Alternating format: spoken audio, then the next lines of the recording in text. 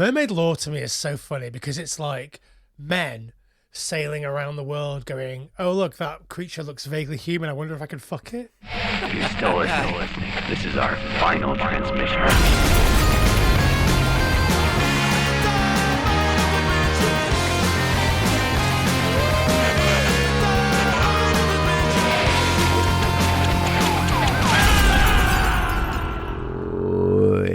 Here, it's the Final Transmission podcast. It's me, Sam Russo. It's Jamie Carruthers. It's one horror movie a week from the dawn of time until time itself ends. Jamie, how are you this evening? I'm fantastic, Sam. How are you? Go on, lad. Top shelf. Cracking as always. Having a completely snag-free day with no problems whatsoever. I believe it. I believe every word that falls out of that gaping maw stapled to the front of your face. I'm nothing more than a gaping maw. So what have you been up to, bud? Watching films, hanging out, living life. Have you been tending to your duties? I have been tending to my duties. Good. I think. Glad to hear it. Because I've got my eye on you. We released a couple of weeks ago our chat about forthcoming films in 2026, and I think I've seen now half of the films that we've talked about. Absolutely incredible. It's February and you've seen every movie that we were excited about for the entire calendar year. I've seen one. Which one? Bone Temple. I think did that come out last year? Just about? Was it a little cuspy? Well, I saw it this year. Well, yeah, me That's too. all I have to say. I try my best, bud. I try and keep up, but you devour 6 to 8 movies a day and I devour 6 to 8 movies a year. So, I mean, if it wasn't for this podcast, I probably wouldn't watch any films. Wow. I rewatched Good Will Hunting the other day. Yeah, did you watch that Louis C.K. bit that I sent to you? I did. Yeah. I'd had that exact same conversation with Claire at that exact same moment in the movie. It's such a strange little setup, isn't it? Yeah. Do you like apples? Yeah. Do you like bananas? I think that's the funny bit. Yeah, which movie were we talking about? Kevin Smith does a riff on Good Will Hunting, doesn't he? Where he does the applesauce, bitch. Yeah.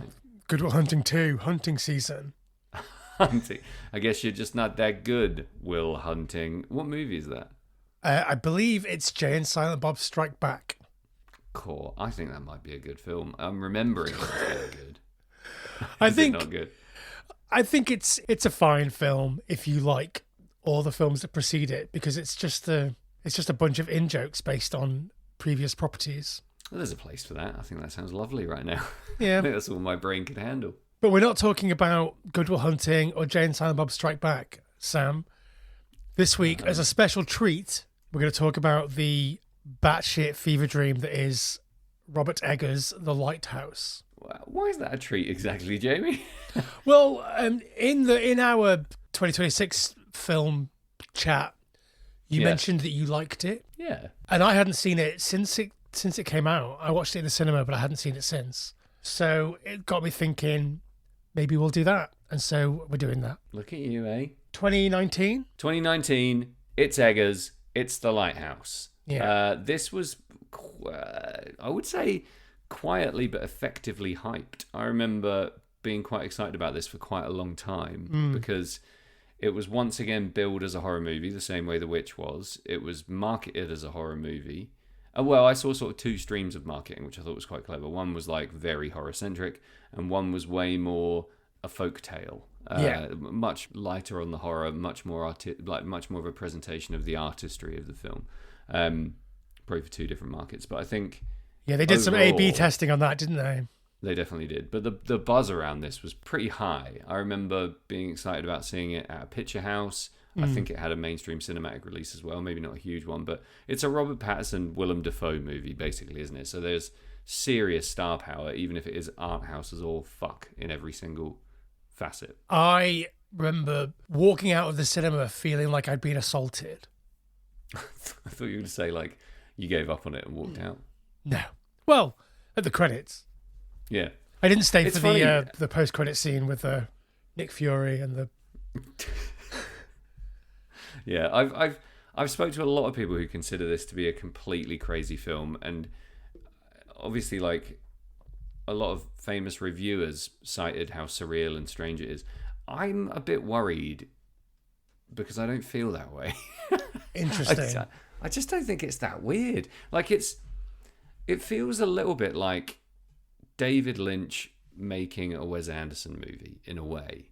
And okay. In a sense that like it's a combination of all the kind of central aspects of both of those filmmakers' styles, with obviously a ton of Eggers on top of it. But I know, believe me, I know the bits in here that people think are weird, but I just didn't find it all that strange. I think maybe my threshold for weird has moved over the years. I found it immensely entertaining. I'll go ahead and spoil it. I fucking love this movie. But weirdness is something it doesn't really ladle on too thick for me. I've got a slightly different take on it. I don't think it's weird. I just think it's sort of relentless. Yeah, I do you know what? I read a couple of reviews where people said that they loved it, but they couldn't wait for it to be over. And that's an interesting perspective. So something that I've done this week that I wouldn't normally do is I've got a lot of strong thoughts about this film and ideas and takes, reads perhaps. So I made a point to not read any research. Interesting. Because I don't want my ideas to be, I don't know, coloured by the research that I read. Yeah, and I think you're coming at that from a great place because that gives you a really intuitive perspective. I'll be the first one to admit I don't really know what happens in this film, which I like and I'm quite comfortable with, but I think some people found that maddening. I think I've got an idea. I found it maddening, but in a way that made me want to solve it, like the lament configuration, rather than just walking away like the Rubik's Cube. Do you know what I mean? Well, that's fun because that gives us a mystery to solve. Yeah. I don't know if I do film. solve it, but... Well, maybe we'll solve it here. Maybe if people keep listening, they'll finally reach the catharsis of resolution. At the top of the episode, at the very beginning, the first thing that I want to say about this movie is that has anyone looked as good as Robert Pattinson does in this movie? I think he looks fucked. He looks totally fucked. He's exhausted the second he arrives at the lighthouse, which I think is absolutely hysterical. The idea that your hot dick actor of choice of the year shows up looking absolutely haggard to fuck, and they're obviously shooting this using film stock / camera that brings out every imperfection in the entire human body. And you have him show up haggard, knowing that he's obviously going to get put through the ringer. I think that's a great touch. I love it. I think he looks like a Titus Andronicus song. I mean,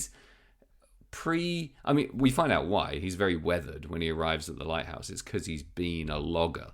So he's really going from hardship to hardship. Got to be... I mean, this is like a break compared to fucking logging in Kennedy. And I do love the costume. Like you said, straight off the top, might as well just say the things we think are brilliant. All of the costume work is fucking fantastic. Yeah, I haven't shaved because I'm trying to approximate the look that he has. Yeah, just cultivate that crazy moustache. I'm wearing a cable knit sweater. Does that count as participating? Yeah, I've got my thermal undies on. So my pants are full of eggs in tribute to Robert Eggers. Yeah. And I'm actually in a lighthouse, so I thought it was quite dedicated of me. Yeah, I just spilled my beans. Yeah, I'm in the process.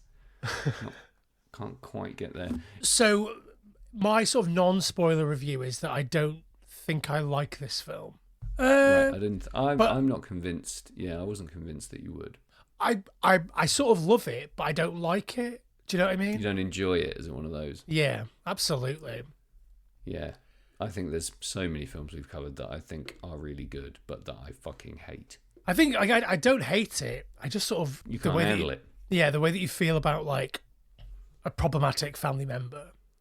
Like, you love them, but you don't want to be around them. Yeah, that's a really good analogy. There's so much in it that I think either clicks with your personality and your appreciation of certain elements and therefore enhances the enjoyment of the discomfort, or it's full of lots of things that make you uncomfortable. Maybe you don't like even the setting, the idea of being cold or wet. Yeah. You can't spend a minute with it. There's a certain romance to it that I think you have to appreciate to enjoy it as well. And Visually, it's not going to be everyone's cup of tea. I mean, the aspect ratio alone will drive some people crazy, let alone the fact that it's in beautiful black and white. Yeah, There's a lot to turn you off immediately about this film. Like mega high contrast, black and white, like very few shades of grey. Like and it gets incredibly grainy in the lower light, and it's fucking warts and all filmmaking in that regard. It's shot so photographically, as opposed to, you know, we normally get really excited on the podcast when we talk about how cinematic something is, because we're amazed when a horror movie manages to be cinematic.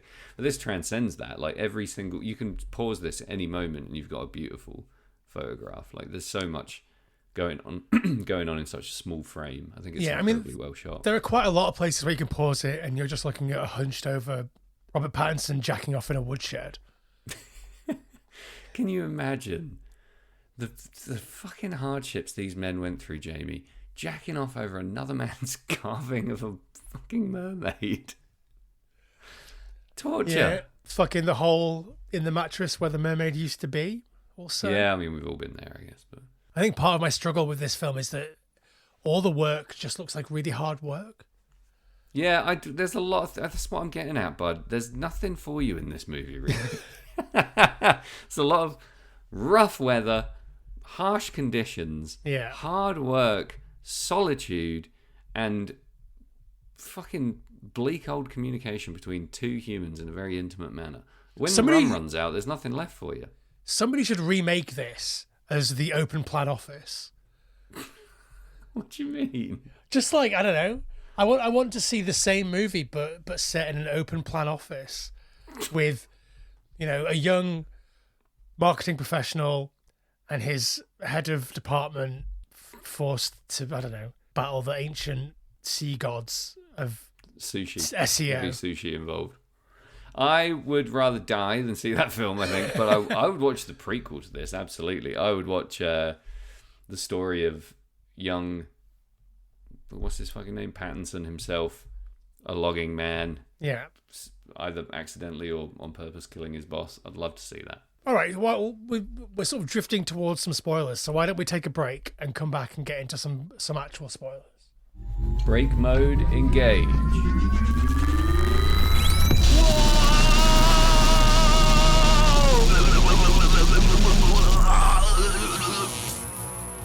Whoa, shit. I guess that's why they call it phantom power. All right, Sam, I'm back. Are you back? Skin of me teeth there, my hearty. Yeah, I'm back. I want to ask you a question early doors, right? Go on, early. He's always here early, this one. Do the events of this film happen? Or... fucking, what a question. Or is it the fever dream of a dying Robert Pattinson as he's being pecked to death by seagulls? Great, huge question. Great question. So there's a mythological connection here, I think, in that pecking. Which Greek god is it that has his liver eaten for all eternity by eagles? Great question. One that I know the answer to. Well, I'll come back to you on that one. Because at some point in the film, we can be fairly certain that Robert Pattinson ends up naked Prometheus on the shore. What's that, sorry? Prometheus. Prometheus. There he is, yeah. So he ends up naked on the shore of the island that they're maybe marooned on, being eaten by seagulls. And he appears to be possibly conscious. So that, if we assume that occurs, if that's real, right? We have to base a lot of like reverse engineering off of that fact. We're going to go with that's real. Yeah. He has to become incapacitated and naked and end up in that position at some point. Yeah. There's an argument, and I feel like it might be quite a strong one, that when he falls painting the lighthouse, that's the end of reality in the movie. Yeah, that could be it. I sort of think that none of it happens. Okay. And him dying and being eaten by seagulls on the shore of some unknown body of water with no lighthouse anywhere nearby, because they zoom out pretty fucking far with him being eaten by those seagulls and there is no lighthouse to be seen. Well, that's interesting. Like, it sort of makes me think that the lighthouse is, I don't know, we talked about Lost a little bit in the preamble. Like, I wonder if the lighthouse is some sort of purgatory that he's been living in some sort of Jacob's Ladder type situation. That's just as conceivable as anything else. Yeah, absolutely. I mean, I took it that was the island just because I was trying to retain some kind of literal grounding. Yeah. But I mean, my take is super simple, and I kind of can't wait for it to be pecked apart by seagulls. But I think he is a man racked with guilt and worked to exhaustion. I think he's grafted and ground himself till his gizzards give out. And he shows up at this lighthouse, probably erroneously expecting a slightly easier ride. But the solitude, the isolation, all of it gets to him fairly quickly, and he starts to go insane. So he starts to hallucinate, have visions, and gradually loses his mind, unravels, kills his buddy, and ends up dead, naked, somehow. Undisclosed as to how. Maybe he just keeps drinking fucking honey and, what is it, diesel or terps or something? What is it? I think it's, terps. Some sort of alcohol, some sort of pure alcohol. Because all right, we've got to get this right as well. There's a lot of detail here, man. There's so much detail. He's dragging that drum up to the top of the lighthouse, right? And then Defoe gives him the mini version. It's something flammable that's used at the top of the lighthouse, right? Some kind of fuel or cleaner. Yeah. Do they meths? Could be fucking meths. Yeah, it could be meths. It could be what do they use to like keep the lights bright? What's it called? Oh, like paraffin? Yeah. So it could be paraffin, terps, diesel. It's just like meths. some sort of pure intense alcohol, right? Yeah. So, they used to call that, what do they call that? The white horse or something, like when you're huffing meths and terps and stuff. So he's riding the white horse into the sea. So he goes insane. And it's a story of guilt overpowering rational thinking and sanity, and how if not vented, expressed, or made amends for, killing someone can kill you. Sure, I buy that, but there's too many inconsistencies that we're thrown to really know for certain that that's what happens. So you're right. I think if that argument's to be kind of played out to its ultimate resolution, I think maybe he dies when he falls from the lighthouse, because there's no like recovery period, or like in the movie we don't see him wake up. There's nothing to indicate that that never happened as far as the rest of the movie is concerned. And you don't see like a streak of area on the lighthouse that's painted more than the rest or anything like that moving forward. No, and I also think that they shoot that so it doesn't look like he falls very far. But obviously he's quite high up, yeah. He is quite high up because he's close enough to Willem Dafoe that they can have a conversation without like yelling. But then when he falls down, it's not like Hans Gruber at the end of Die Hard. It's like he falls 4 feet. Well, I think if you're going to paint a lighthouse, you obviously start from the top. He hasn't been at it very long. He does get dropped a couple of times, a good few feet each time. But that's a fucking hell of a tall lighthouse. So I do think he falls really far, and I think he might die. I mean, you would break your back, like, no matter how you land, really. You land on your hip or you land on your ass, like, you're probably going to break your back. Yeah, you'll break something. I mean, he's a very, very strong man if he's been logging for all these years. Yeah. What other junctures do you think we could start to, when could reality stop and complete, mental narrative fiction begin in the movie if it's not falling from the lighthouse? I mean, it could always be not reality. From the very beginning. Yeah. But I don't think it matters, really. I think, like, the story is basically the story, and it doesn't matter whether you believe it or not. It's about, wanting to get into the light and not being able to. And then when you get into the light, it's just a really bright light. Do you know what I mean? Yeah. I mean, the sort of, there's a lot of very lofty parallels with mythology. Yeah. The classics, but the really simple distillation of that is that the lighthouse, the light at the top of the lighthouse, represents some kind of good, right? Yeah. It represents or enlightenment or some sort of And one guy is allowed it and is up there having it, and another guy really wants it. The thing that sort of throws me the most in this movie is the Lovecrafty stuff. Yeah, it feels to me, it feels a little bit out of place. Mm. So if you haven't seen the movie, there's some allusions to Poseidon-like tentacle action at the top of the lighthouse, in a couple of other places too, I guess. But mainly, there's this sort of weird allusion to the fact that Willem Dafoe is somehow a being of the sea. Yeah, or at least colluding with the ancient squamous gods under an eldritch moon or whatever. Yeah, some deep sea gods, which I love in theory. I don't know if it's executed particularly well, because it does throw you. Like, it does become... It completely changes.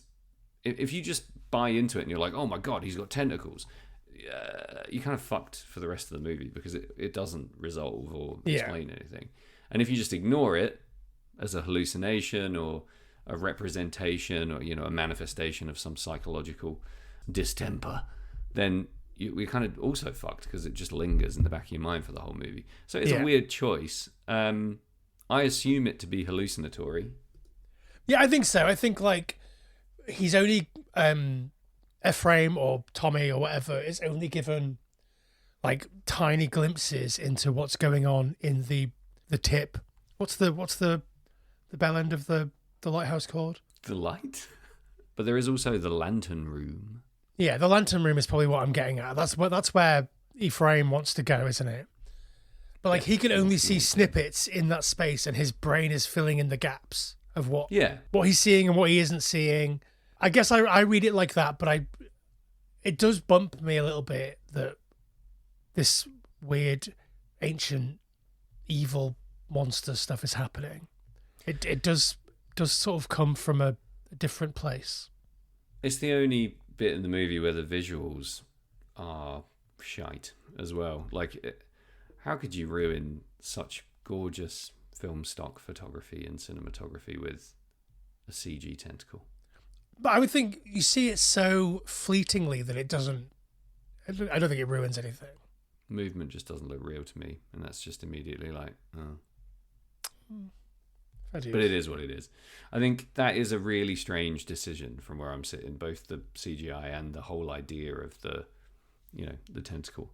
I think it does increase the mystery of what's happening at the top of the lighthouse, which might be the only reason it happens. I don't know. We see Willem Dafoe naked, standing in front of the light. We see him... we don't know. I think at first we're supposed to think he's whacking it, and then he's actually becoming a sea beast. I don't know. There's a lot of misdirection with not a lot of reward up there. So I think that he's communing with a god. Yeah, I think that's implied, isn't it? Yeah. So I don't know if he's turning into a sea beast or if he's like communing with a beast, with the beasts of the god beasts of the sea.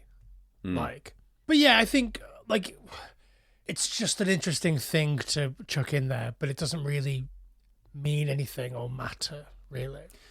Yeah, it doesn't match pace with the way the movie has a pretty clever interplay with humour, because it's obviously pretty profoundly dark throughout, and it is a very kind of lonely feeling, stark, brooding film.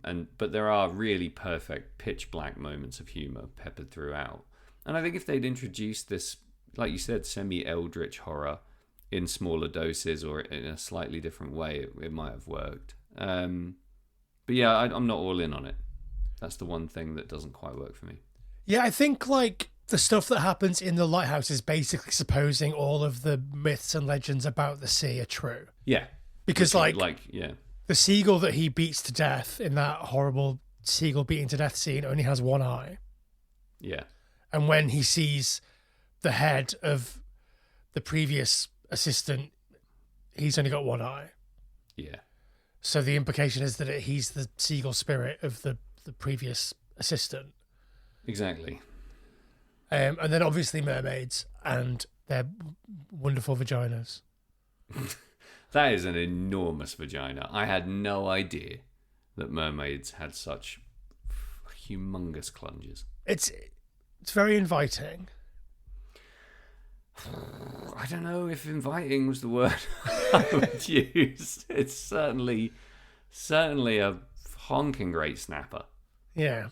Voluptuous. Vulva. I mean, that's the real sea beast. Holy cow. Holy sea cow. The mermaid is everything with the mermaid I find pretty fantastic. I mean, not in the classic sense of the word fantastic. It's great. I think the fear and revulsion is what does it for me, because we kind of grow up thinking mermaids are beautiful, don't we? We grow up as kids, we see The Little Mermaid and we learn about mermaids being these, mermaids are fucking terrifying if you go back and read the lore. So there's a really nice juxtaposition here where you get a completely gorgeous mermaid, but that also somehow still causes terror and revulsion. Yeah. The noise that she makes, like a dolphin, it's so scary. It's fantastically done. Mermaid lore to me is so funny because it's like men sailing around the world going, oh, look, that creature looks vaguely human. I wonder if I could fuck it. Yeah, and that just that's like the way that old fishermen hid the fact they were just fucking fish was to say it was a woman. Yeah. She had tits. She had a shell bra. A very tasteful conch bra. Also, you don't say conch, do you? That's a mispronunciation, isn't it? Conch. Conch.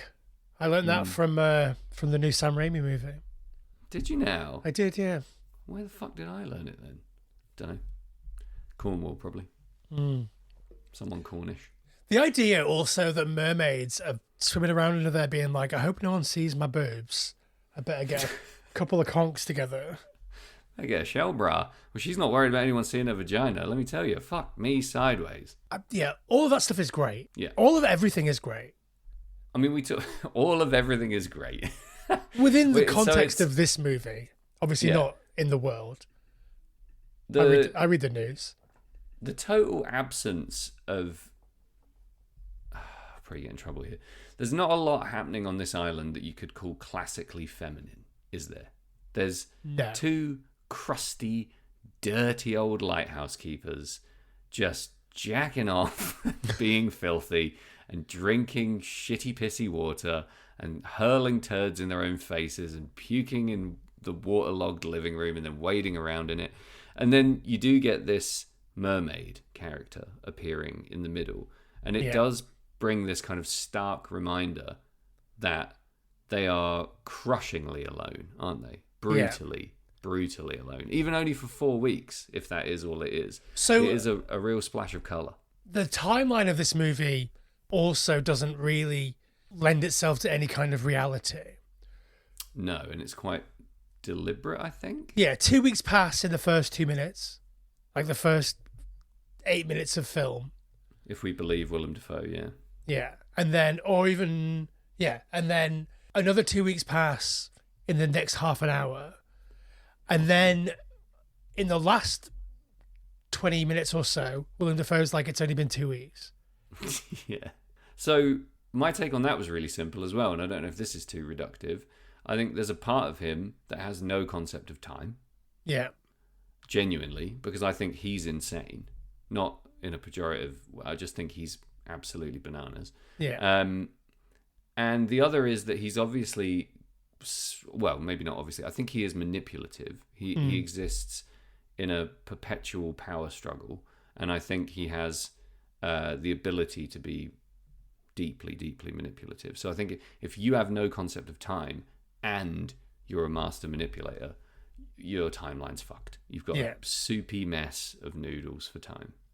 Yeah, so like, there's obviously that scene where he smashes up the boat with an axe. Yeah. And then is like, you smashed up the boat with an axe. Yeah, superb. And it's like, yeah, but we saw you do it. But like, did we? And there's a sort of a thing where you watch a film with two characters where even if we know that they're not the same person, like it's not Fight Club or whatever, spoilers for Fight Club, but like,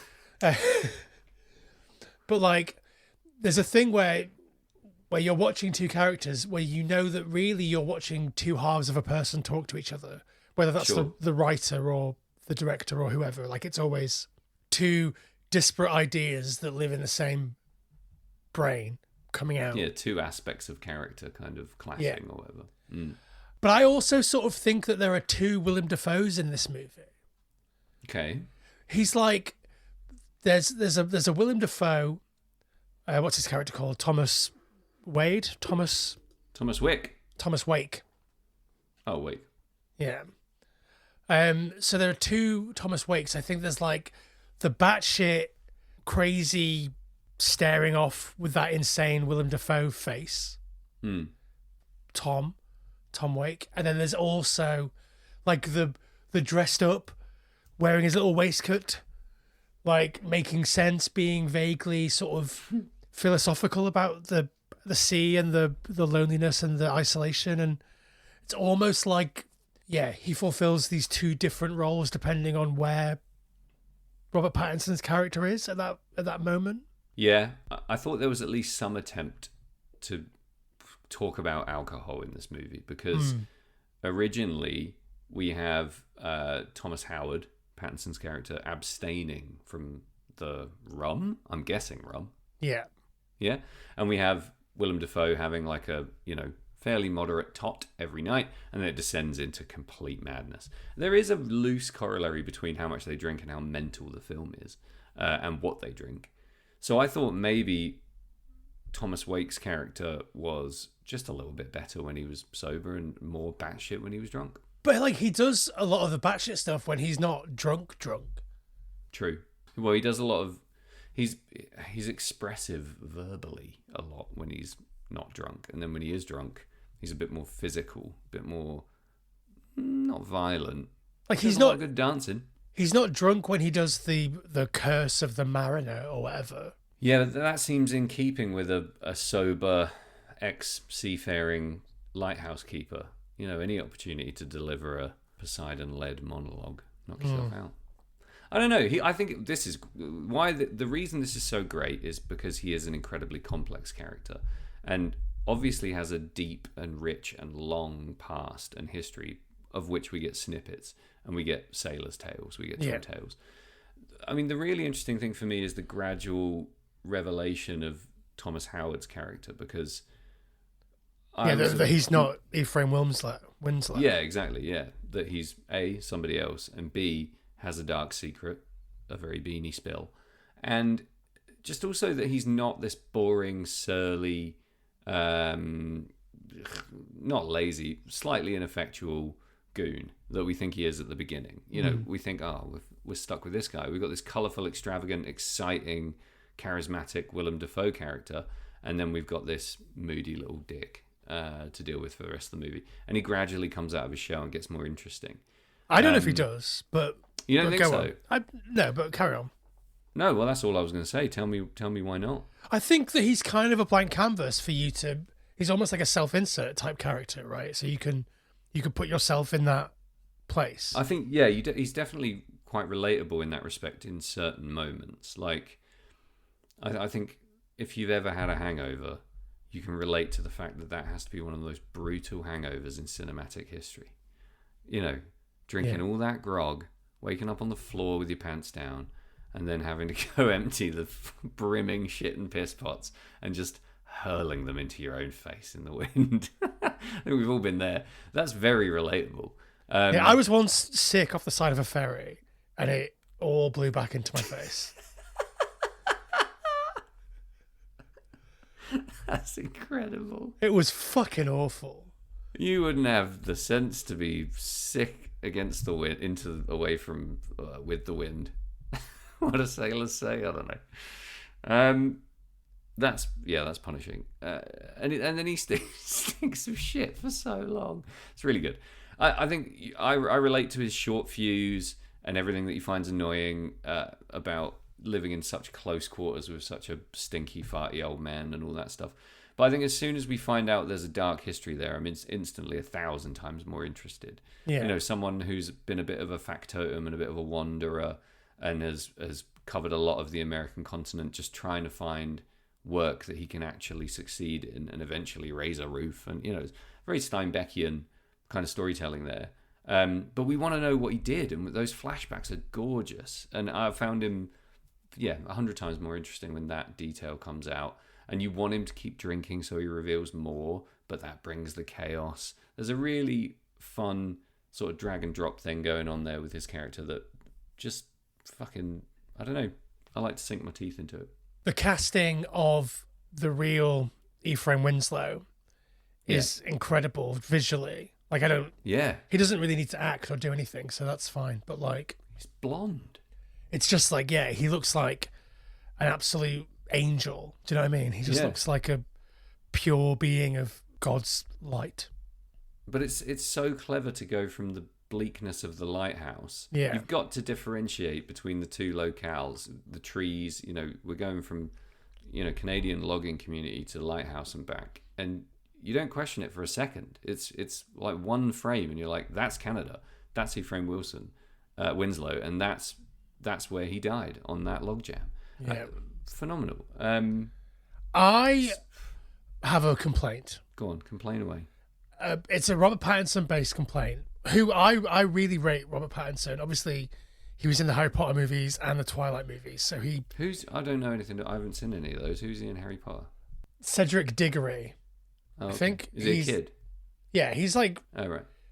I mean, he's maybe 19 when he's in those. So like he looks kind of like he does now.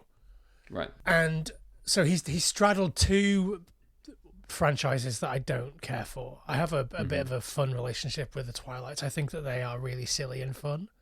Okay. Especially the last one. But like he has all of this insane baggage of being in these two franchises, these two sort of teen franchises. Yeah. And presumably made enough money from all of those that he could just do interesting stuff for the rest of his life. Right, sure.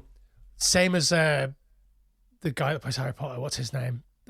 Daniel Radcliffe. Daniel Radcliffe, yeah. And so we get some really interesting choices and some really sort of esoteric moves coming out of these kind of actors. And you also get some really boring ones, and some of them just don't ever act ever again. Sure. But like I say, I love Robert Pattinson. He's been in a lot of movies that I really like, and I think that he's a really good actor. But his accent in this is all over the fucking place. Well, yeah, I wanted to talk about the accent because I read that he'd worked really hard to nail down a very authentic accent. And very authentically, a British guy trying to do a Maine accent via Massachusetts and sometimes a bit of New York. Cork.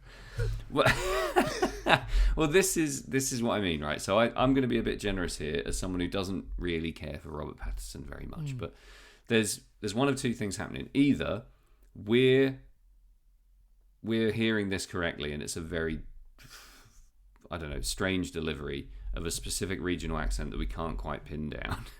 So that's entirely possible. Like Ray Winston in The Departed. That is some of the most unforgivable dialogue work I've ever heard from a professional actor in my life. Yeah. Abysmal. Australian, Indian, Cornish, Welsh, who knows? Nobody knows. That could be happening. Or, and I read a little bit more about this, they both worked really hard to nail down their regional accents by reading material from their backstories and from the locations that they're supposed to have lived and the kind of lives they're supposed to have had. So it's plausible that he might have British, for want of a better word, ancestry fairly recently, and have moved to the east coast of America and picked up some of that. He's obviously worked in Canada, and he's obviously spent time up and down that seaboard at least. So you do hear flashes of all of those regional accents, and not to mention all of those regional accents would have been radically different from what we know now in the 21st century, back in the 1800s. When's the movie set? 1890s. 1890s, yeah. So in the 1890s, this might be what's happening in dialect, which is really interesting, is kind of this soaking up of different community dialects from a wandering person. You know, that could be that this is deliberately all over the map. And quite affected in that way. I think the issue, I mean, the accent's wandering is one thing, but I think because he's doing this sort of Mayor Quimby like type voice. Fucking hell, he really is. He's pitched up like 3 octaves from what he would normally talk. It just makes everything sound really high pitched, which obviously sucks out some of the gravitas of the things that are happening in the movie, I think. There's points where it works really well. You know, like when the delivery of the line, like, "Okay, I like your cooking," or whatever he says, is pretty spot on. Like, Yeah, that's a great punchline of like the Yeah. whole argument about how he doesn't like his cooking. He's like, "Well, you're fond of me lobster, ain't you?" And like, and then, and then yeah. a giant monologue, a curse, and then he's just, "Yeah, I like your cooking." There's lots of moments like that where it works. I think the other thing is I'm not convinced he's supposed to be a likable character. He's definitely not supposed to be a reliable narrator or anything like that. And Yeah. I don't like him at all as a character. He's weaselly. He's obviously a coward. He's a bully. He's impatient. I don't know how lazy he is, but he comes across as at least not doing anything up to Willem Dafoe's standards. And he's not obsessed, but there's an element of him that is... Well, he is obsessive, isn't he? He's obsessed with the light. He's obsessed with the lighthouse. He wants what he can't have. There's not a lot to be sympathetic with in this character. He's killed someone. He kind of sucks, etc., etc. And his accent being a bit all over the map kind of adds to that for me. It adds to this sort of weaselly, shifty, I'm not sure who you are quality. And then when he reveals he's not who he says he is the whole time, it just kind of tightens that the realism of that character for me. Yeah. And the opposite with Willem Dafoe, who has a very set, almost cliche kind of, for want of a better word, pirate accent. Yeah, he's salty got that, sea dog, like. Yeah, somewhere between the West Country in England and the first spit of land he hit between fucking Newfoundland and Maine, his accent was set in stone for the rest of his life.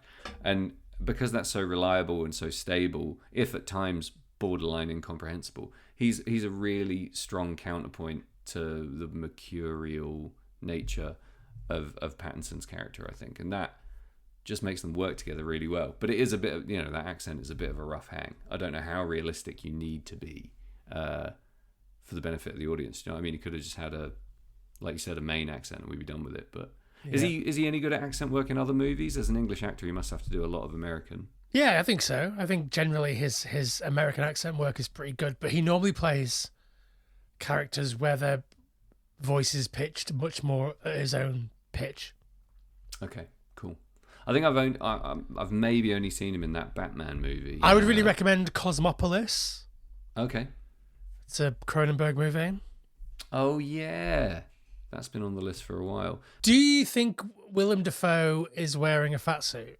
I don't think there's anything about him that's prosthetic at all. I think that has to be real hair, real beard.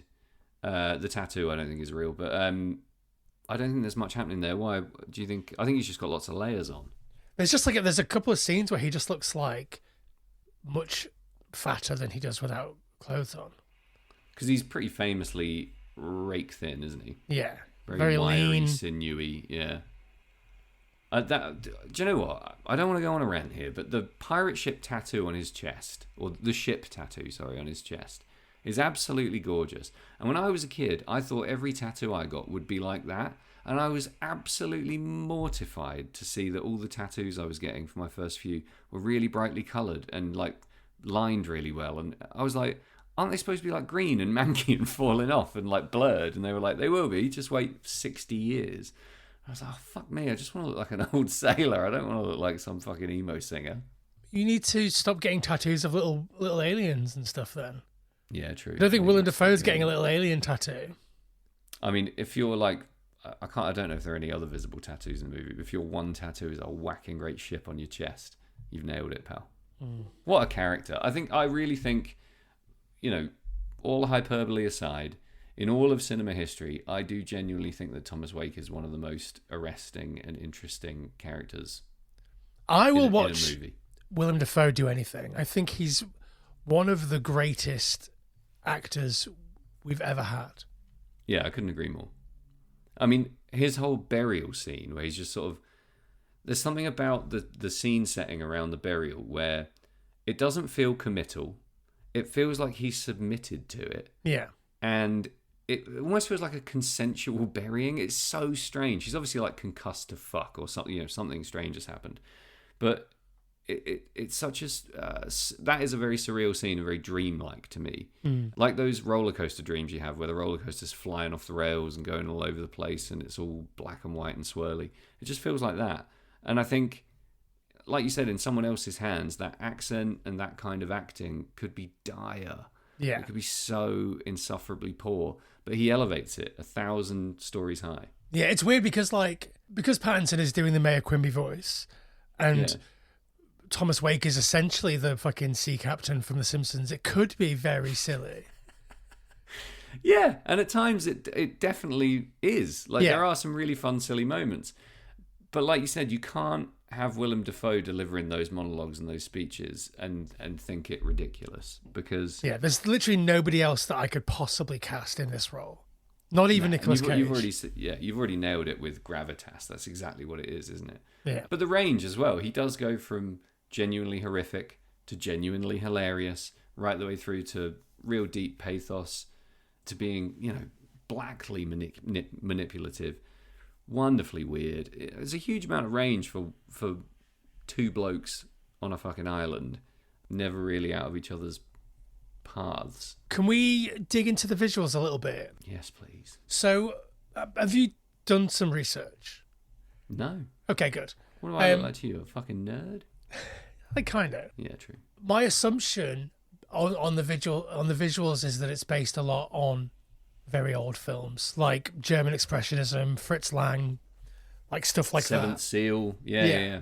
But I also think, and again, I don't know if this is something that's been discussed to death, and apologies if it has, but I think something about the aspect ratio and the high contrast black and white makes me think of like old Tales from the Crypt comics. How interesting. And like square panes / panels, pretty classic horror movie composition. Yeah, and like everything feels like you could easily, like you said, you can pause every frame and it's a picture. It's a work of art, but you could pause every frame and it's a panel from a comic. You've really hit something there. The scene where they're drinking the homemade grog and screaming up the lighthouse shaft is very Tales from the Crypt. Yeah. That is a comic panel. Yeah, absolutely. It feels very storyboard-esque. Yeah. Like there are artists that were working sort of contemporaneously with Tales from the Crypt and Haunt of Fear and all those other comic books that were coming out in the 50s and 60s, like Alex Toth and Bernie Wrightson and Will Eisner, that had these really sort of glorious high contrast black and white work that I think it's all I could see when I was watching it. I was like, obviously I can see the German Expressionism like straight away. Yeah. But like I really sort of honed in on that square, and obviously the aspect ratio is designed to make you feel much more hemmed in. But yeah, I couldn't get past the squareness of it and how it just felt like old comics to me. Yeah, traditionally you get a lot of darker scenes happening in those comics as well, don't you? You get a lot of stuff being lit by lightning, a lot of slashing rain, a lot of the stuff we get in this movie. And probably as a time-saving measure, you get a lot of foreground. You don't always get a lot of background, so you get close-up faces, stuff like that. Yeah. And if you scrub the images on IMDb or something, if you just go through images of the movie, there's a lot of that happening here as well. A lot of the human interaction stuff either fills the frame completely or is composed so beautifully. It's all very deliberate. I don't think it was so they built the lighthouse for the movie, and it was in Newfoundland, and they took a while to shoot it, but it wasn't like some insane long shoot with trillions of dollars involved. But for that money, it's just fucking so well made. The visuals are hands down some of the most beautiful I've ever seen in a movie that's anywhere near horror. I think Eggers is just a cinematic treasure. I know you mentioned recently that you didn't like Nosferatu very much. It's not that I didn't like it. It didn't do for me what I think it did for a lot of other people, and I think I just sort of got my hopes up a little bit. I mean, fuck me, a remake of Nosferatu, I was unashamedly very excited. Mm-hmm. It just wasn't... I mean, weirdly, for a lot of the same reasons as this, the more over-the-top monster effects and stuff, I didn't think suited Nosferatu at all, in terms of the mood and the atmosphere that I love. It was quite sexy, but I don't think it was quite erotic enough for what people were telling me it was going to be like. It wasn't one that I walked away and thought I'd ever watch again. But obviously The Witch, 5 thumbs up. Yeah, The Witch is great. I haven't seen The Northman. Nosferatu, didn't you? I loved it. Yeah, I thought it was, especially the first half.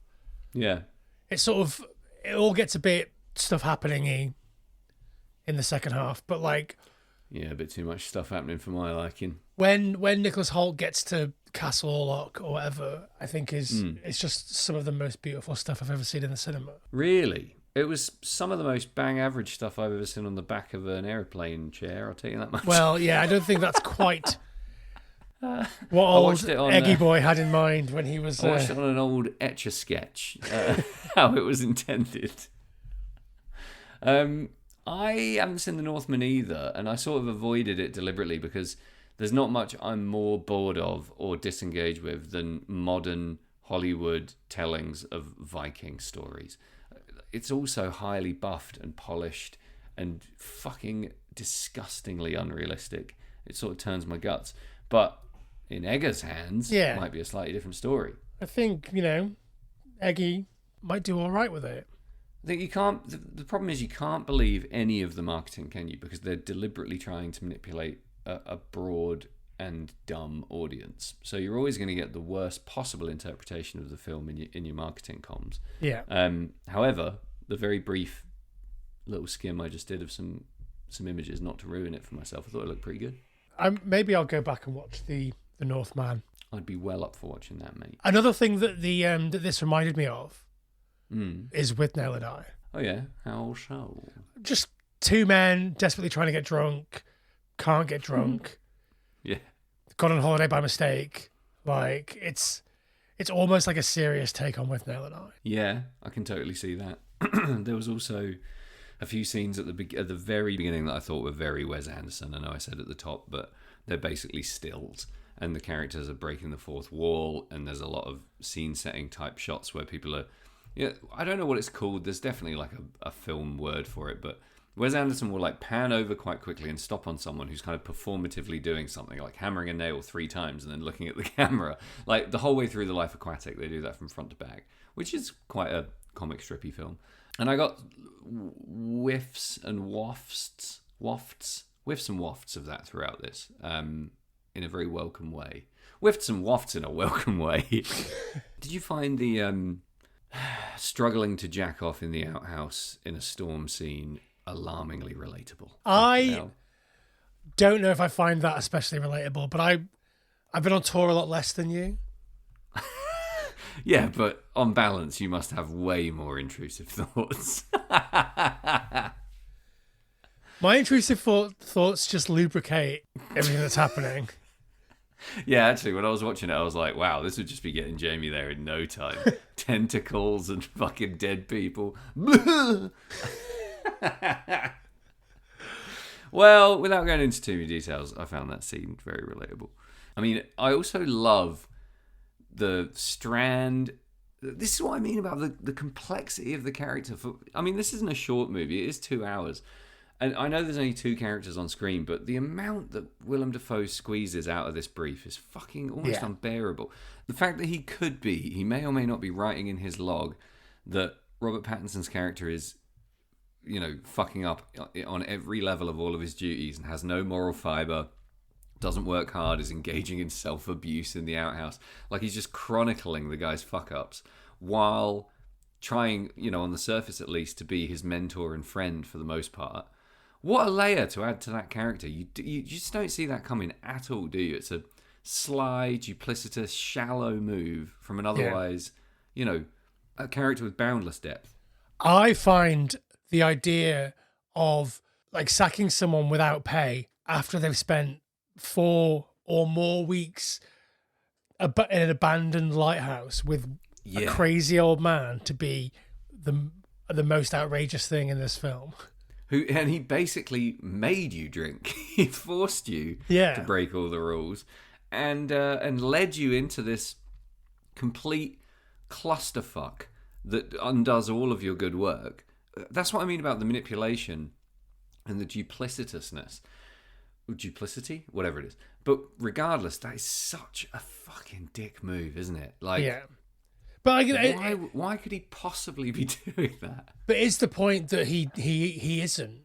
Like, all the stuff that we see Willem Dafoe's character do is projections from the mind of Ephraim Ephraim or Thomas Howard. Yeah, like Yeah. it's all projections from that. So like, is the logbook real, or is the potentially, I mean, who knows what's real and what's not real? But like that's an idea, isn't it? That like maybe when we see Thomas Wake saying to Ephraim Thomas Howard, like, you smashed up the boat, you are a man of no fibre and all this, like, yeah. maybe that's the truth. Who knows? Yeah, I mean, there's probably a read here that Willem Dafoe is kind of playing a demon. You know, he's not a demon like an actual devil, like how people have demons. He's playing like an antagonistic devil on your shoulder character. Yeah, I mean, they're both called Tom. That's not an accident that they're both called Tom. Yeah, there's a lot happening in this movie with mirroring. Yeah, and I think there's something really Jungian happening here. Yes, they've both got the same name. Yes, they're both in this position of isolation where they're opposite each other a lot. There's the almost inexplicable but absolute showstopper of a shot where Willem Dafoe is, you know, in this very sort of Michelangelo-esque pose, leaning over, blasting radiant light from his eyes into the sort of supplicant Robert Pattinson on the floor. As a man of fine art yourself, are you aware of any like direct parallels in the art world of that? The pose feels very fine art, but to an extent that I am not aware of which painting. Yeah, no, I don't know off the top of my head, but like I know what you mean. It does feel very sort of pre-Raphaelite or like even like Goya Boschian or something. So it probably is. You know? We can just assume it is. Speaking of mirroring, there's also that one scene where Willem Dafoe is smoking a roll up and Robert Pattinson is smoking the pipe. Yeah, there's a complete flipsy doopsy. Yeah, flipsy doopsy. Kick yourself in the face, mate. Yeah, and I love all of the subtle allusions to insanity. You know, Robert Pattinson mumbling to himself that he could really use a smoke after telling Willem Dafoe that was the only thing he could think of after he killed a man. Yeah. You know, there's so much. We're calling it a horror movie for a reason. That is excellent, horrific writing, isn't it? Yeah. That's really good stuff. But it's like almost like I wouldn't call Mulholland Drive a horror movie, but it kind of is in the same way. So I definitely think it's psychologically so harrowing that it has to be at least horror adjacent. Do you know what I mean? Yeah. I think I've never had an experience in my life like watching Mulholland Drive. I nearly lost my fucking mind. What makes this a horror movie and Mulholland Drive maybe not a horror movie is that this has 3 extra horror scenes. Yeah. There's a head in a basket. Yeah, that you can't argue are but horror or not horror. Like they are just horror. And like the overall vibe of the movie feels horrific, but in the same way that Mulholland Drive does. But Mulholland Drive only has that one actual horror scene. Sure. Yeah. And I think any movie where someone's sanity slowly unravels in this really intimately documented way, where you feel like you're at the center of them losing their mind, you're in a horror landscape immediately. Because it's one of our deepest, darkest fears, isn't it? Not being able to trust our senses, our sanity, and our perception of the world and the people around us. Not being able to trust anything, basically. That's central to the human fear experience. Yeah. So I think also like leaving a diner and seeing a homeless person. Can you even imagine the horror? Exactly. Catching Willem Dafoe jacking off. Yeah. Brutal. Watching him shag the bed where I sleep. Yeah. I mean, we're pretty calloused old sea dogs ourselves. Yeah. But there's people out there who are just scared of lighthouses and islands and storms and being alone and being marooned and the idea of solitude, the idea of living in close quarters with a farty, grumpy old man. You know, elements of this are horrific from the jump. I think we're looking for deep horror. Yeah, I think so. That's our mission statement. We're looking for deep horror. Is there an animal death in any movie that is as violent as him killing the pigeon? Seagull, not pigeon. Not that I can think of. I mean, the slow death of Cujo is pretty punishing, but largely self-inflicted. Could you say that about Cujo? I don't know. A lot of animal deaths are off-screen. A lot of them are quick. There's not many... I can't think of any other instances where a man physically or a human beats an animal to death in full view on screen. Yeah. Like that. Unflinching animal cruelty there. Not a real seagull. Thank you for that. This isn't. This Is that isn't. what you said while it was happening? This is. This isn't cat people. Yeah. Yeah, I mean, thank fuck in a way. Well, in every way. But the seagulls are real love-hate, aren't they? They're the Marmite of the animal kingdom. A lot of people treat seagulls like shit. In the intro, you talked about the thing that really annoys you, which is people saying like hollybobs or bicky wicky or hubby, right? Yes. The thing that really bugs me more than anything that people say is Marmite. Yeah, it's bad. I'm sorry. The idea that we've internalized this fucking marketing campaign so much. I mean, it is true, Jamie. You either love it or you hate it. It's not true. I think it's fine.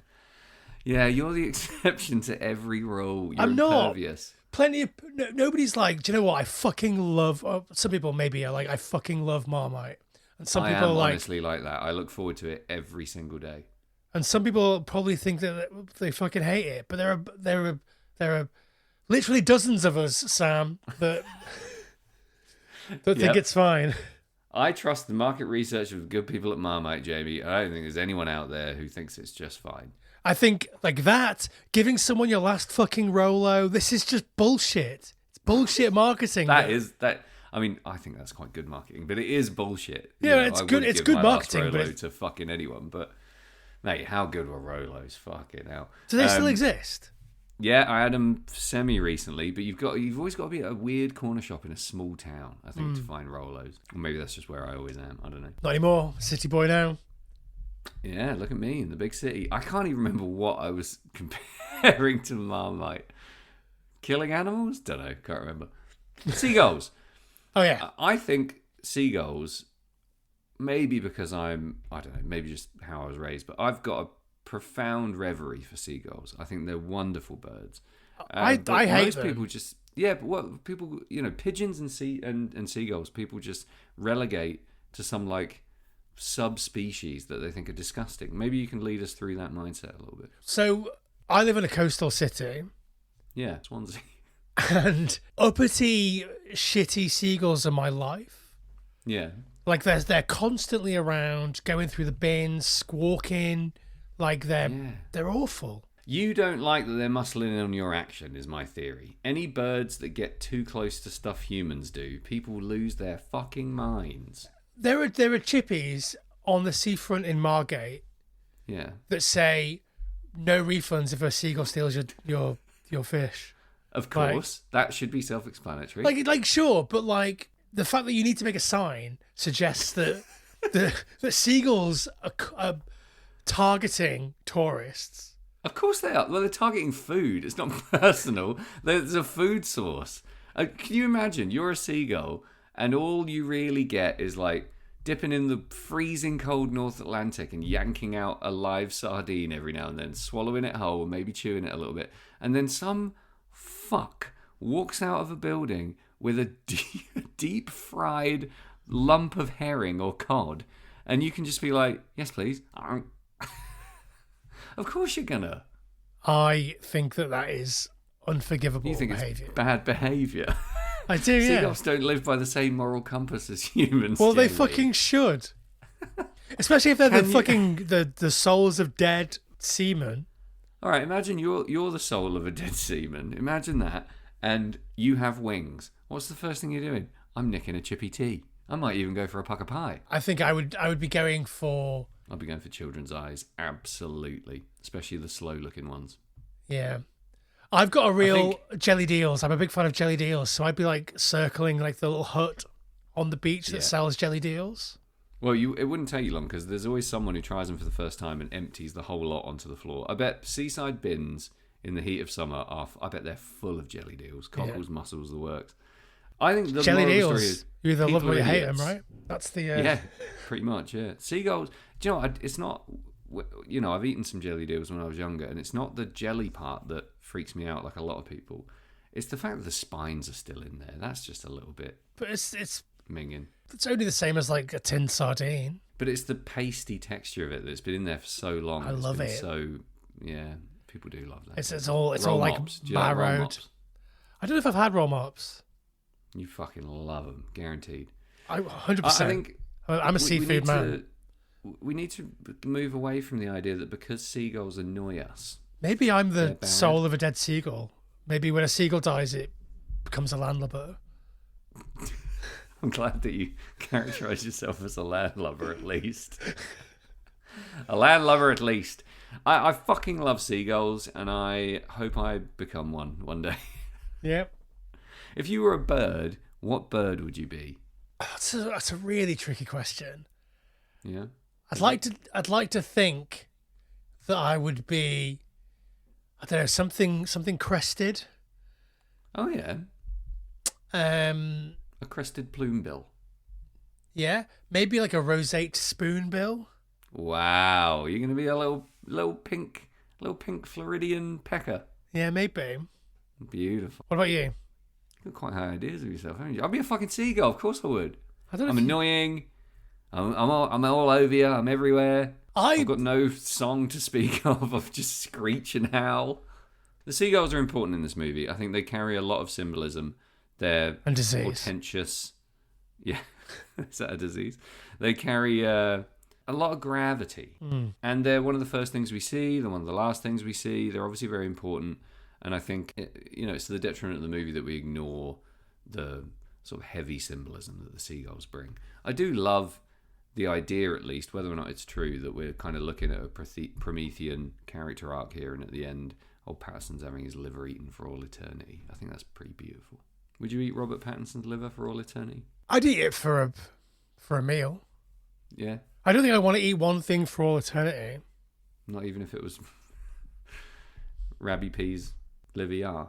I don't think so. Right, well, fuck me. We are off-piste again. Yeah. Off the deep end, if you will. I don't have too much more that I want to say, Sammy, so do you want to take a break and come back and we'll give our summations? Let's bloody do it, pal. Before we do that, let's just take a quick moment to exalt to our wonderful sponsor, Red Scare Industries. A quick word from our sponsor, Red Scare Industries, cranking out the hits while you sit there and listen. Great website, redscare.net. Check it out now. Tour dates announced quicker than you can keep up. Guarantee it. Get on there, boy. You're on tour next month, right? Are you on tour in the United States in March? With the Dopamines and Teenage Bottle Rocket in mostly the Midwest for Brandon's birthday bash. It's going to be great fun. Excellent. So you can find those tour dates and many, many others over at redscare.net. Unless, of course, you're listening in 2034, in which case you've probably skipped this. Come on, man. Does that thing even work? No. There's nothing out there. It's just dead air. I'm back, Sam. Quick question. Go on. Oh, I'm also back. That was my back cracking. I don't know if you heard that. The head that is discovered in the lobster trap looks a bit like Willem Dafoe. That's interesting. Do we think...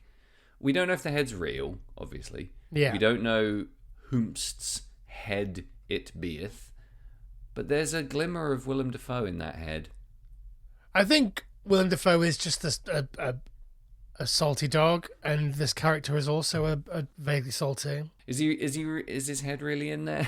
Is that real? No. Mummy. If his head was really in there, then why wasn't it in there previously? Because you just caught it. When they got the original lobsters. I feel like a head can't float into a lobster trap.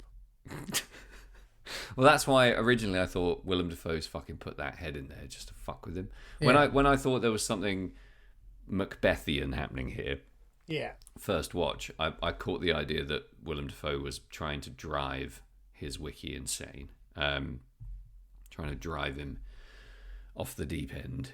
Because really, I think ultimately there's a possibility he wants to be there alone and he wants to be left to his own devices, if you will. Well, he shouldn't have smashed up the boat. Yeah. Screaming, "Don't leave me." But did he? Well, yeah, that's the question. But did anything? Big mystery.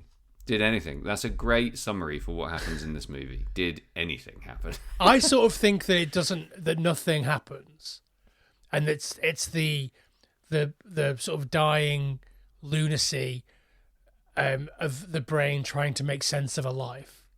Maybe I love that. Yeah, a black and white kaleidoscopic mess of, final firing synapses, just images and smells and mermaids, vaginas and everything else. Like your brain reconciling the life that you've had with things that really happened. I think that he really did kill Thomas Ephraim Winslow, and the guilt of that and all of that stuff. I think that does happen, and this concocted narrative that sort of sits outside of it in that kind of Jacob's Ladderian kind of way. Do you know what I mean?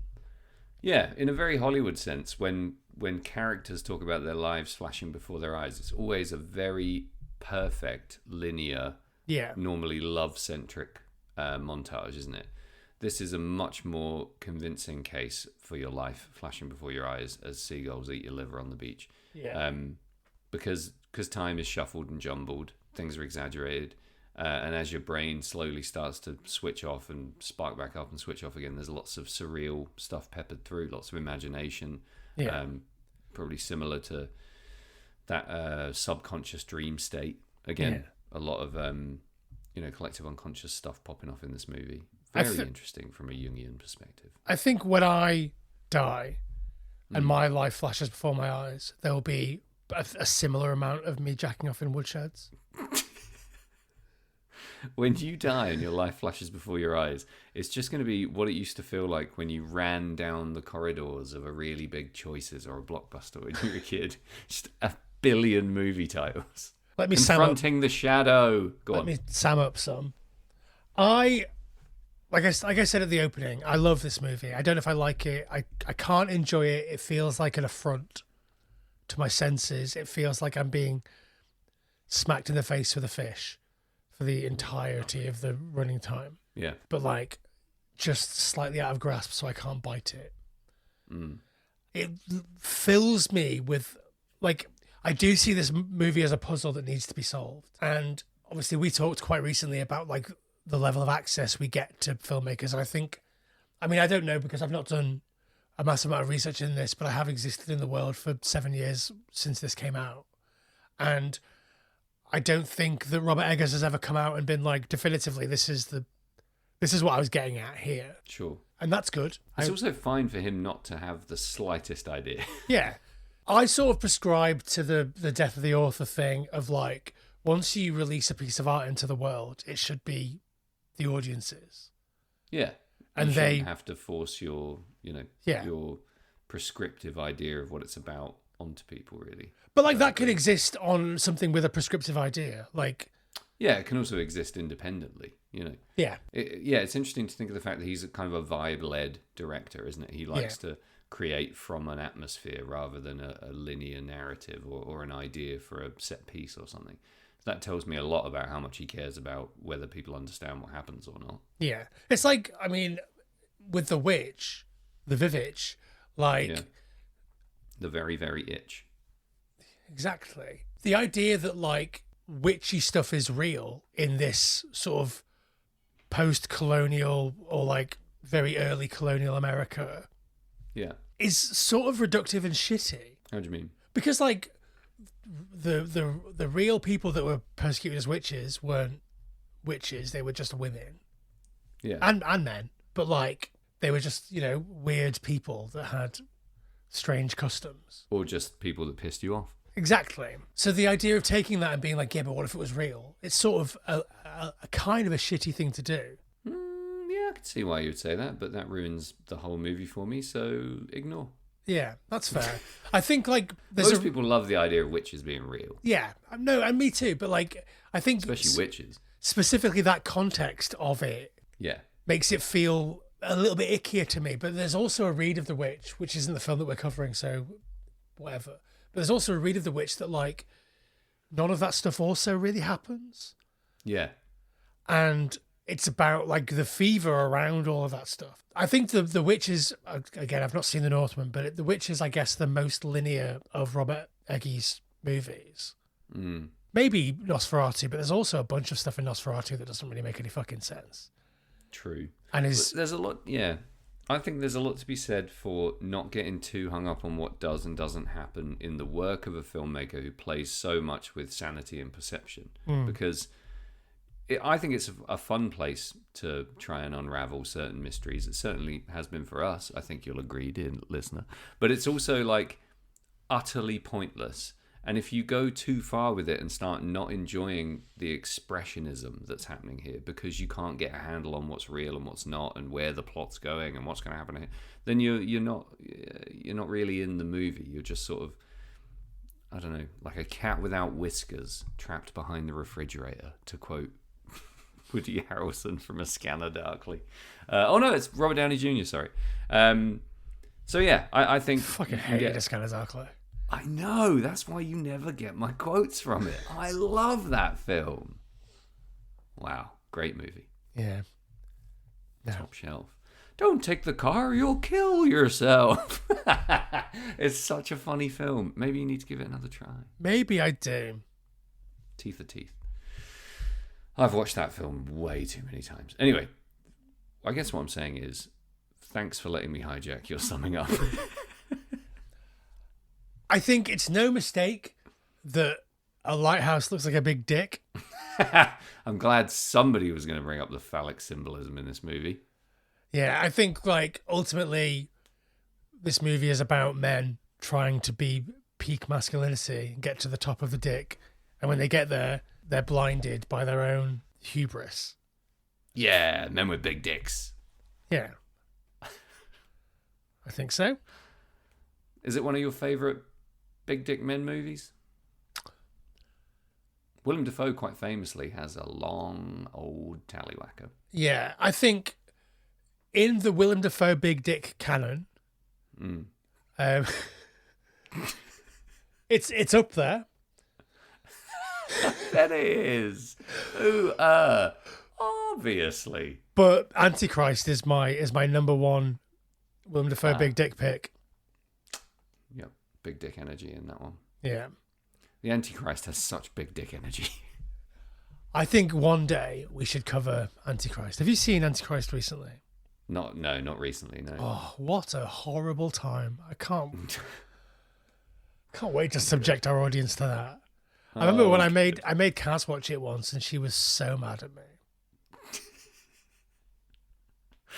Yeah. Anyway, the score that I would give the Lighthouse, I'm very fond of its lobster. I bet you are. I give it 8 out of 11 lobsters. Not bad. Pretty fucking good. Pretty strong. The lobsters that it loses are the accent work and me not being able to solve the puzzle definitively for my own brain. There are films that have no explanation where I'm like, I don't care whether this is the explanation or not. I feel like I've solved it. And The Lighthouse isn't one of them, despite the fact that I have my own read on it. Do you think the truth is out there? Do you think Eggers, if you researched hard and deep enough, because, you know, sometimes directors will just let little bits out here and there across 1,000 different interviews and 1,000 different commentaries. And do you think the truth is out there? I think the truth is out there. Yeah, I think you can find it, mate. I mean, find your lighthouse. I don't want to find it. I want to find my own personal lighthouse, which is me getting to the bottom of it in my own brain and being like, well, I don't care whether that's the truth or not. Yeah. I don't think I've quite, having only seen this twice at this point, I don't think I've quite got the confidence in my read that I'm like, that's my take. Sure. But I do think the comics thing is I've not heard anybody say that in the last 7 years since it was released, and I do think that is accidentally or purposefully feeds into those visuals, like the very sort of specific horror of like those panels, like the crazy eyeballs and the expressiveness, and then also like the low fidelity of like distances and stuff, because like you can't sketch out all of those details in a faraway panel. I think I stand by that. Well, it's a tremendously interesting reference point for a movie like this because it's quite lofty. You know, it's doing a lot of Oedipal shit for the rest of the time, and then to be like, wham, we look like a comic book. That's really clever. Yeah. And you picking that out is great, because I wasn't thinking that at all. And as soon as you said it, I looked at some stills and I was like, yep, there it is, right there, plain as day. Yeah, I think like for me, clever. the things that like bridge like high and low culture are my absolute favorite things. Same. I just wasn't looking for it in this. Do you know what I mean? The low culture in this really was like the farts and the dumb jokes. Yeah. But that as a visual reference point, that could be the bridge that puts this firmly in Lawrence Arms territory. Right, go on, give me your sums. Oh, it's easy for me, bud. It's for my money, this is one of the greatest films ever made. It's 15 fistfuls of your own dick in a weather-lashed outhouse out of 15. It's visually so powerful. I have a strange relationship with it, because I'm not revulsed or uncomfortable.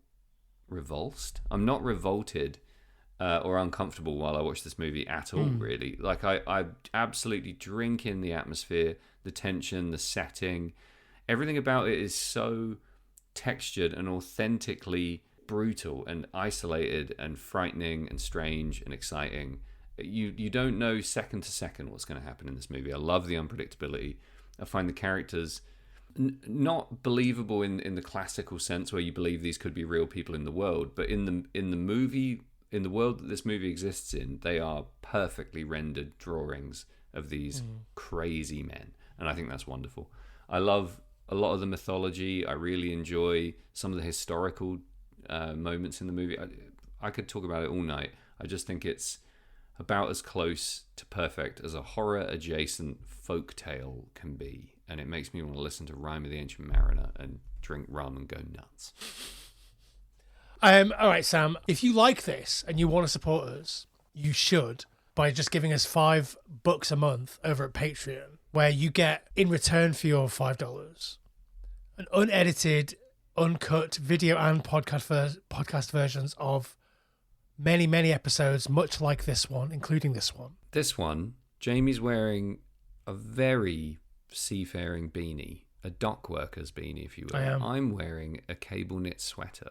If you want to see a man be really tired and crack his back a lot, you got to get that Patreon. You got to get it. You got to get in there. And you get that at patreon.com/final transmission. Good enough for me. If you don't want to do that, that's okay. I mean, we won't hold it against you until such time as we are given supreme power over the world, in which case, straight in the gulags. Straight in the big dick gulag. If you want to postpone the trip to the gulag, you can do so by following us at our social media platform of your choice at FT Horror Show. You can find out about Sam's music and what Sam's got going on over at his Instagram at Sam Russo Music. You can see photos of my cat over at my Instagram at Carruthers. And you can see what I'm watching over at Letterboxd at JamieFT. Gulags are cool, aren't they? I mean, not necessarily cool, but it's a good word. It's a much... Remember when you used to die in COD and wake up in the gulag? That was great. I don't think I've ever played COD. I went straight from... I've got great gulag memories. I went straight from Counter-Strike to Fortnite. That's a big jump. It is a big jump. Should we say goodbye? Yeah, we'll see you next time for another final transmission. Yeah, we will. So see you later, Sam. See you later, Sam.